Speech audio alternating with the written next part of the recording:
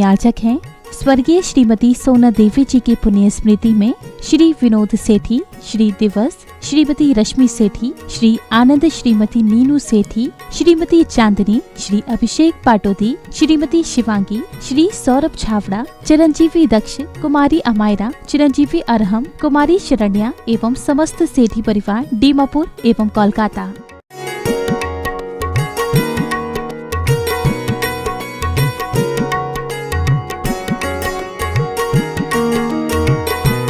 तीर्थंकर प्रभु की दिव्य देशना, दिव्य ध्वनि गणधन प्रभुओं ने सुनी, आरातीय आचार्यों ने ग्रंथों में लिपिबद्ध किया और आज वह जिनवाणी के रूप में हम सभी को पढ़ने को मिल रही है, सुनने को मिल रही है। जिनवाणी चैनल के माध्यम से उमा स्वामी आचार्य देव ने तत्वार्थ सूत्र ग्रंथ में एक सूत्र प्रदान किया है, प्रमाण नयैरधिगमः। प्रमाण और नय के द्वारा जीवादि पदार्थों का ज्ञान होता है। प्रमाण गूंगा है, नय बोलता है। जितने वचन हैं उतने नय है। नय विवक्षा को समझना अत्यंत आवश्यक है। जब तक नई व्यवस्था को नहीं समझेंगे तब तक वस्तु स्वरूप समझ में नहीं आ सकता है। आज जितने भी मतांतर बने हैं वे सब इस नई व्यवस्था को नहीं समझने के कारण बने हैं। आचार्यों की विवक्षा को, पदार्थ की विवक्षा को नहीं समझ पाए, इसलिए वे एकांत नय बन गए और एकांत हो जाने से वस्तु स्वरूप हमारा गड़बड़ा गया। एक का सहारा लेने वाला व्यक्ति संसार में डूब जाता है। हमारे आचार्य भगवंतों ने नय के मूल में दो भेद बतलाए हैं, व्यवहार नय और निश्चय नय। कुंद कुंद आदि आचार्य भगवंतों ने अपने जीवन में कभी भी एक नय का सहारा नहीं लिया। दोनों नयों का सहारा लेकर के उन्होंने वस्तु स्वरूप का प्रतिपादन किया है। दोनों नय साथ साथ चला करते हैं। व्यवहार नय प्राथमिक अवस्था में हम लोगों के लिए अत्यंत उपयोगी होता है। जिस प्रकार से सोना शुद्ध करना होता है तो हमें 16 ताव देने की आवश्यकता होती है। जब तक 16वां ताव सोने को नहीं लगता है तब तक सोना परिशुद्ध नहीं हो सकता है। लेकिन 16 ताव के पहले जो 15 ताव लगे हैं वे सब हमारे व्यवहार हैं, वह व्यवहार नहीं है। और जैसे ही 16वां ताव लग जाता है सोना परिशुद्ध हो जाता है और वह 22 कैरेट का नाम जो है वह अपने जीवन में धारण कर लेता है। इसलिए व्यवहार नहीं भी आवश्यक है और निश्चय नहीं भी आवश्यक है। हमारे आचार्य भगवंतों ने कहा कि दोनों नहीं की आवश्यकता है। जहाँ गाथा के माध्यम से हमें कहा है जय जीर्णमयम पवज्जयी तामा व्यवहार निच्छये मुयः एकेन विना छिज्जयी तित्थम अन्येन पुनः तच्चम।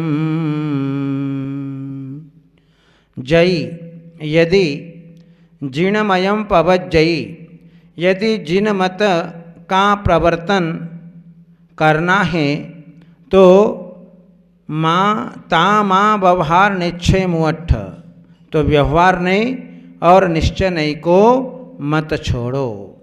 दोनों ही नयों को अपने साथ में लेकर के चलो। क्यों? एकेन बिना छिज्जई, यदि दोनों में से एक का अभाव हो गया तो व्यवहार तीर्थ का नाश हो जाएगा। यदि व्यवहार का अभाव हो गया तो व्यवहार तीर्थ का नाश हो जाएगा, और निश्चय नहीं का अभाव हुआ तो वस्तु स्वरूप का ही नाश हो जाएगा। इसलिए दोनों नए साथ साथ में चला करते हैं, और हमारे आचार्य भगवंतों ने इसीलिए दोनों नयों का सहारा लिया, और सहारा लेकर के भव्य जीवों को वस्तु स्वरूप को समझाने का प्रयत्न और पुरुषार्थ किया है। कोई व्यक्ति ये कहे कि मैं ट्रेन में चढ़ूँगा लेकिन उतरूँगा नहीं, तो वह कभी गंतव्य स्थान को प्राप्त नहीं हो सकता। और कोई ये कहे कि मैं ट्रेन में चढ़ूँ ही नहीं, उतरना है तो चढ़ूँ क्यों, तो वह व्यक्ति भी अपनी मंजिल को, अपने गंतव्य स्थान को प्राप्त नहीं कर सकता है। यदि चढ़ना है तो उतरना भी पड़ेगा। तो इस प्रकार से जो है, जहाँ दोनों साथ साथ में चलते हैं तो वहाँ पर जो है हमें व्यवहार का भी आश्रय लेना पड़ता है और निश्चय नहीं का भी आश्रय लेना पड़ता है। व्यवहार नहीं सीढ़ियाँ हैं और निश्चय नहीं मंजिल है।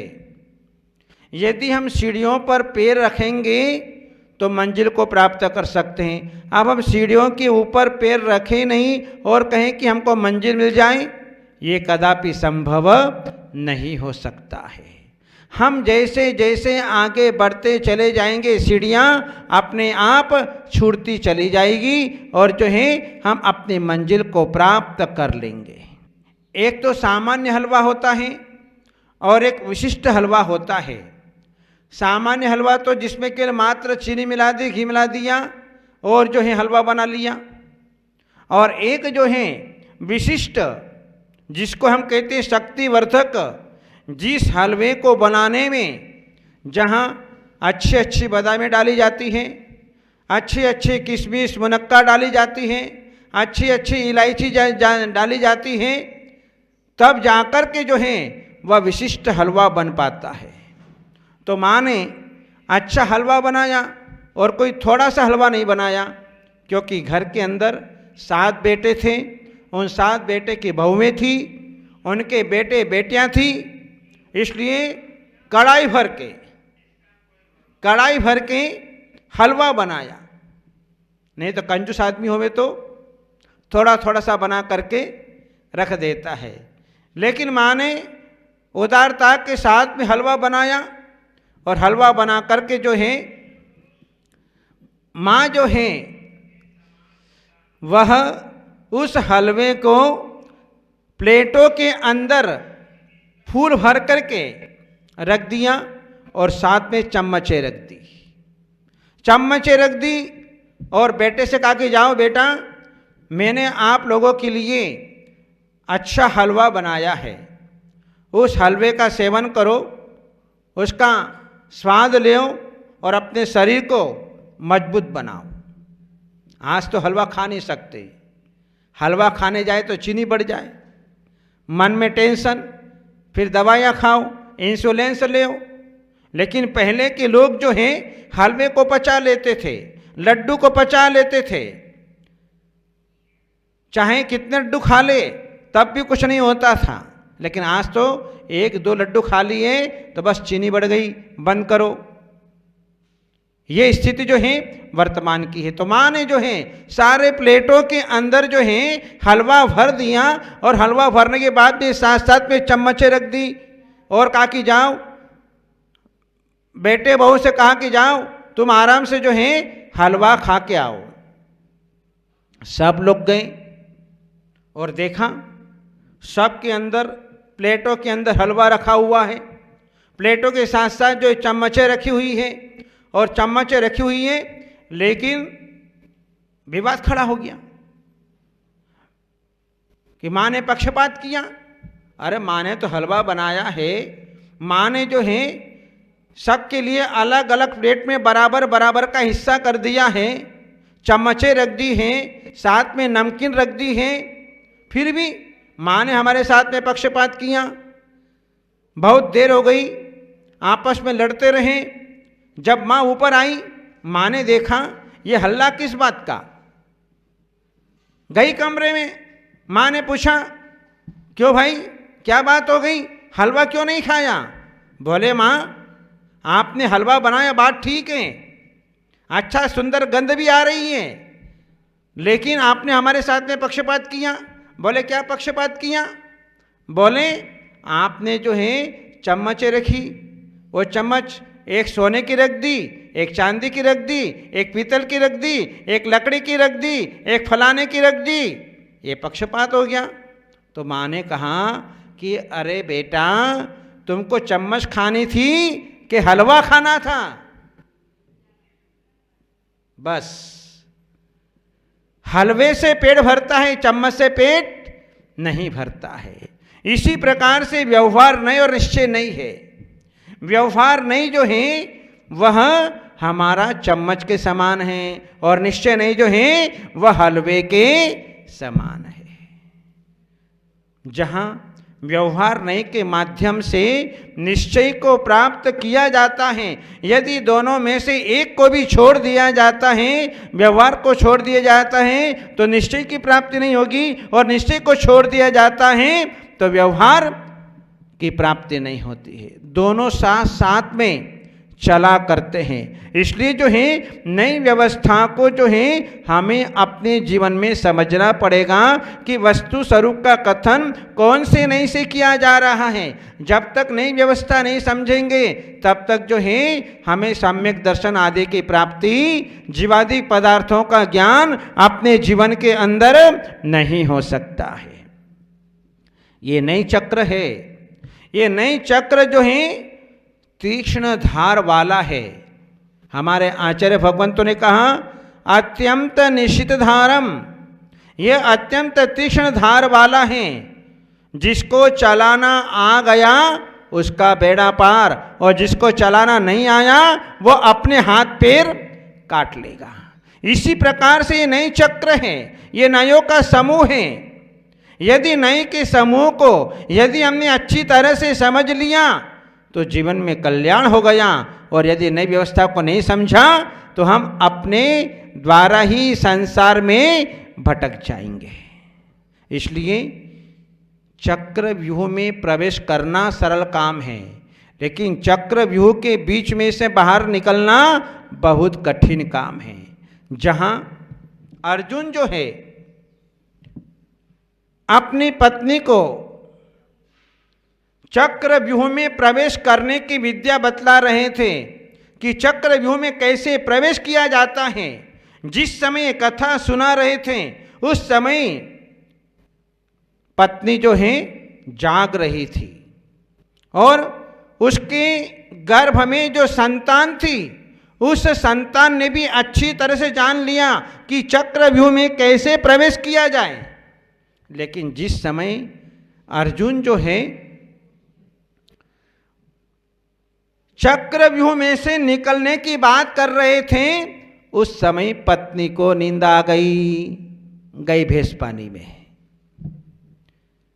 जहां नींद आ जाती है तो वहां पर सब कुछ चला जाता है। जो मेन मार्के की बात थी वह पत्नी सुन नहीं पाई, और पत्नी सो गई तो बेटा भी सो गया। अब उसको जो है चक्रव्यूह में से निकलने के संस्कार जीवन में नहीं मिले।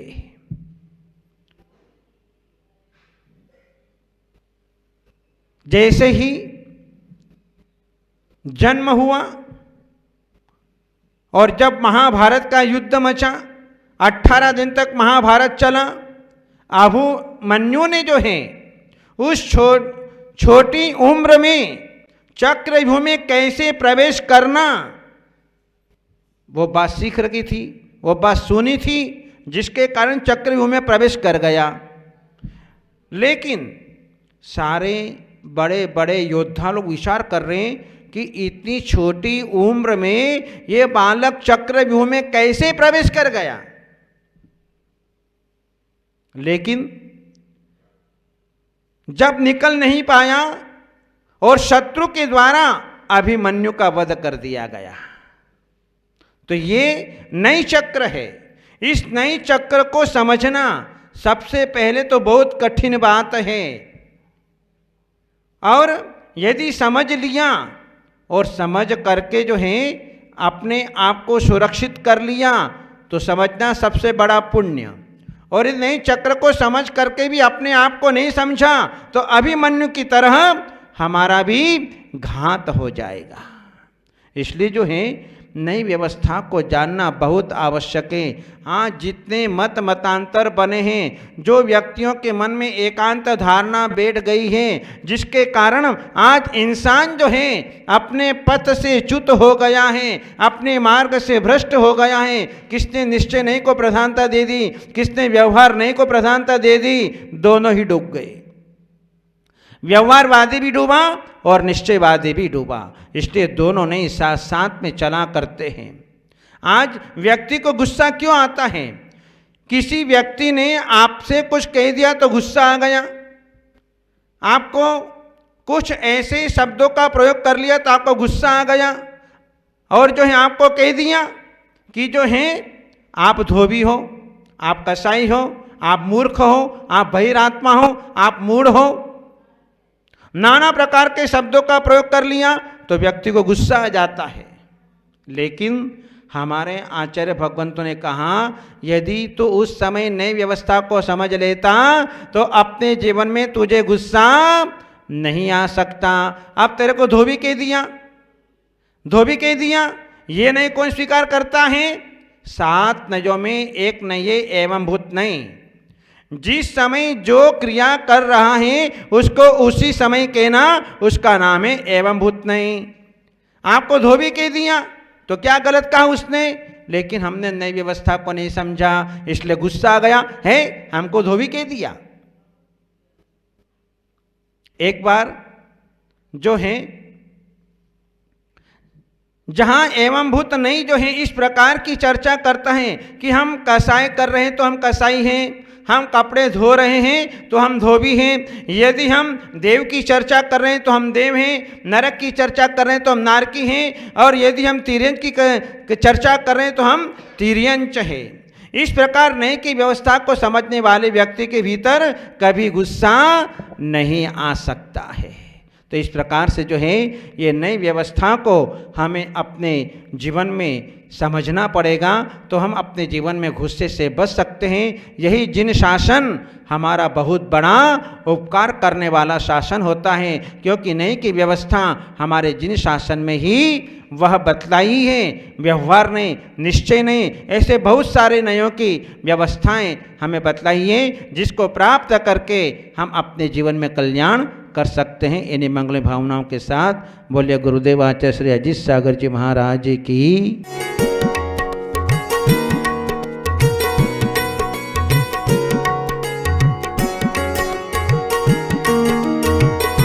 इस कार्यक्रम के पुण्यार्चक थे स्वर्गीय श्रीमती सोना देवी जी की पुण्य स्मृति में श्री विनोद सेठी, श्री दिवस, श्रीमती रश्मि सेठी, श्री आनंद, श्रीमती नीनू सेठी, श्रीमती चांदनी, श्री अभिषेक पाटोदी, श्रीमती शिवांगी, श्री सौरभ छावड़ा, चिरंजीवी दक्ष, कुमारी अमायरा, चिरंजीवी अरहम, कुमारी शरण्या एवं समस्त सेठी परिवार डीमापुर एवं कोलकाता।